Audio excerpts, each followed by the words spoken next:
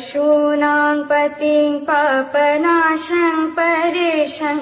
गजेन्द्रस्य कृत्तिं वसानं वरेण्यं जटाजूटमध्ये स्फुरद्गाङ्गवारिं महादेवमेकं स्मरामि स्मरारिम् महेशं सुरेशं सुरारातिनाशं विभुं विश्वनाथं विभूत्याङ्गभूषं विरूपाक्षमिन्द्वर्कवह्नि त्रिनेत्रं सदानन्दमीडे प्रभुं पञ्चवक्त्रम् गिरीशं गणेशं गले नीलवर्णं गवेन्द्राधिरूढं गणातीतरूपं भवं भास्वरं भस्मनाभूषिताङ्गं